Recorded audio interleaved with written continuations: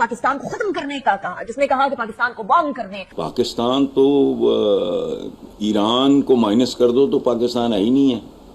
तो आप उनके जो स्ट्रेटेजिस्ट हैं उनकी गुफ्तगू चेक कीजिए कि अगली बारी पाकिस्तान की है खाकम बदहन। मिनिस्टर ऑफ इसराइल का कहना कि जी पाकिस्तान विल बी नेक्स्ट या पाकिस्तान की nuclear arms will be next. जब वो वॉशिंगटन डीसी आए और उन्होंने दुनिया से कहा कि हम अमन कंट्री हैं, हम अमन चाहते हैं, पूरी दुनिया को चाहिए कि वो भारत को टेबल पर लेकर आए और हमसे बात की जाए। हम मांगे होंगे पाकिस्तान से, एयर स्पेस मांगी होगी पाकिस्तान से। उनको डोनाल्ड ट्रंप साहब ने अमेरिका आने के लिए भी इनवाइट किया था, लेकिन मोदी जी ने मना कर दिया। अब शेड्यूल की बात है या ईरान और इजराइल का जो वॉर चल रहा है वो अपने बहुत ही क्रूशियल फेज में है, कुछ बहुत महत्वपूर्ण डिसीजन लिए जाने हैं। उसको देखते हुए उन्होंने राष्ट्रपति ट्रंप को जाना पड़ गया था अमेरिका। फिर उन्होंने प्रधानमंत्री मोदी जी से बातचीत की। प्रधानमंत्री मोदी जी ने जो सबसे इंपॉर्टेंट चीजें, 4 चीजें तो बहुत क्लियर कर दी। नंबर 1 कि ये जो ऑपरेशन सिंदूर था ये पॉज हुआ है, ये रुकवाया नहीं गया था। कोई ट्रेड की बातचीत नहीं कही गई थी इसको रुकवाने के लिए, या किसी तरीके का कोई और प्रेशर अमेरिका की तरफ से नहीं दिया गया था। ये इंडिया ने अपनी स्वेच्छा पे रोका जब पाकिस्तान ने उससे रिक्वेस्ट किया। ये बात अब ट्रंप साहब के बाद गवर्नमेंट ऑफ इंडिया ने आधिकारिक रूप से रिलीज किया है, तो अब प्रोपेगेंडा का कोई स्कोप बचता नहीं है, बिकॉज अमेरिका अपनी भक्त तो नहीं पिटवाएगा।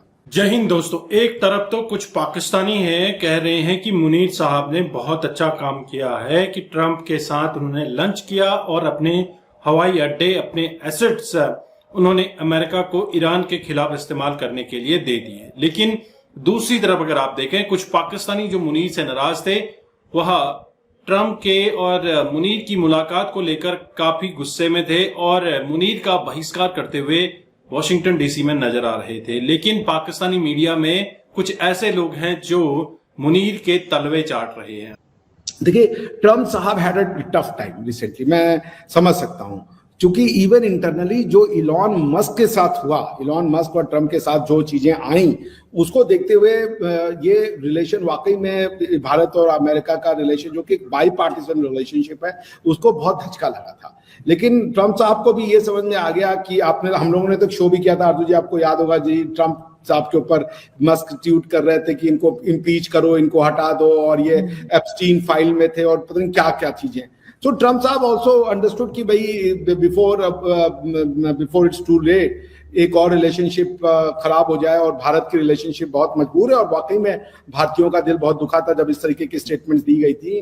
तो उसको देखते हुए उन्होंने करेक्टिव मेजर्स लिया, और उसके बाद ये बात पहले ही तय हो गई थी कि प्रधानमंत्री मोदी ऑपरेशन सिंदूर के ऊपर क्लैरिफाई करेंगे। मेरे ख्याल से, चूंकि देखिए अचानक से दोनों लीडर्स बात नहीं करते, नीचे के लेवल पे बातचीत हुई होगी कि आप एक कॉल शेड्यूल करेंगे, कॉल शेड्यूल के बाद हम प्रेस रिलीज करेंगे, प्रेस रिलीज में ये आएगा कि भैया हमारी ऑपरेशन सिंदूर के बारे में बातचीत हुई है और इंडिया ना कोई मीडिएशन स्वीकार किया है ना कोई मीडिएशन स्वीकार करेगा, इसलिए ये बातें हम इसका खंडन करेंगे, यदि आप तैयार है तो ही फोन कॉल कीजिए।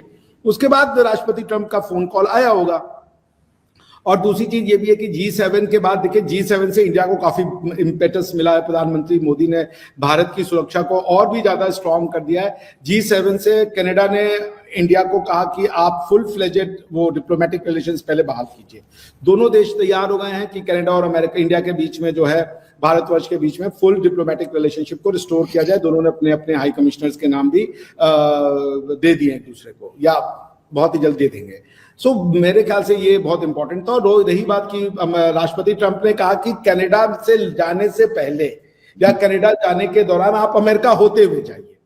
तो अब वो तो प्रधानमंत्री हैं, अब इतनी शॉर्ट नोटिस पे कैसे वो चले जाते हैं, उनके बहुत सारे प्रोग्राम भी रहते हैं, तो वो इसलिए नहीं जा पाए। और ये बात आपका कि आपके जो चीफ है फील्ड मार्शल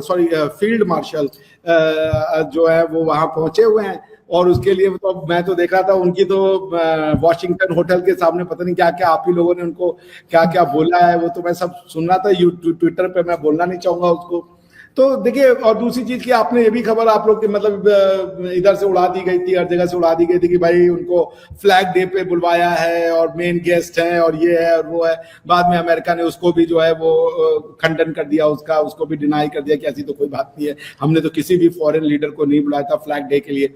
तो देखिए, प्रोपेगेंडा करने में तो आपको देखिए मैं ये प्रेज कर रहा हूँ पाकिस्तान को। ऐसी छोड़ दो यार पाकिस्तान वाले, मतलब ये आम पब्लिक है भाई माँ कसम, ये आम नहीं अमरूद पब्लिक है आपकी भाई, ये अमरूद जामुन वाली पब्लिक भाई, कुछ भी हमारे उसको बुला लिया, हमारे उसको बुला लिया है। यहाँ भी लोगों ने भी एकदम खरीद लिया कि हाँ भाई वो जा रहे हैं, कोई नहीं जा रहे। इंतजार कर करके लग रहा था कि शायद जाएंगे ही नहीं, और सिर्फ 9 दिन पहले इनविटेशन आया जिसपे कहा जा रहा है कि जी बहुत देर में इनविटेशन आया। ये सब बातें की देर से है, वो बहुत सी बातें इंटरनल पॉलिटिक्स चली थी, ईरान इजराइल का मैटर चल रहा था, बहुत चीजें चल रही थी, तो ये भी हो रहा था कि भाई G7 होगा नहीं होगा, क्या होगा, अब ट्रम्प साहब को जाना पड़ गया। तो बहुत चीजें थी, डेट कब रखे हैं, मीटिंग कब होगी, क्योंकि बहुत जो समझ लीजिए कि क्रूशियल डिसीजंस लेने होते, तो ये कह देना कि 9 दिन पहले बाद में भारत को कैसे नहीं बुलाएंगे G7 में। अच्छा, G7 में देखिए इस बार ईरान इजराइल के मुद्दे से अगर देखा जाए तो प्रेसिडेंट ट्रम्प ने ईरान को एकदम अकेला कर दिया। ईरान को जो मदद मिलने की उम्मीद थी या कोई भी सहायता यदि ईरान को मिल सकता था तो उसका नाम था चाइना और रशिया को तो उन्होंने न्यूट्रलाइज कर दिया, क्योंकि आपने सुना राष्ट्रपति ट्रम्प का स्टेटमेंट जो उन्होंने दिया है G7 में, उन्होंने कहा कि भाई आपने इसको G7 किया है, G8 क्यों नहीं रहने दिया, आपने रशिया को क्यों निकाल दिया, जबकि Russia is as much part of the European family. तो उन्होंने तो सुना दिया, तो इसका मतलब है उन्होंने उनको मैसेज दे दिया, जो ये रशिया का बाइकॉट किया गया है पूरे यूरोप के द्वारा और यूरोपियन पावर्स के द्वारा, जिसको वो कहते कि ओबामा और इन लोगों ने उसकी शुरुआत करी, तो उनका टाइम हैज कम कि रशिया को वापस लाया जाए।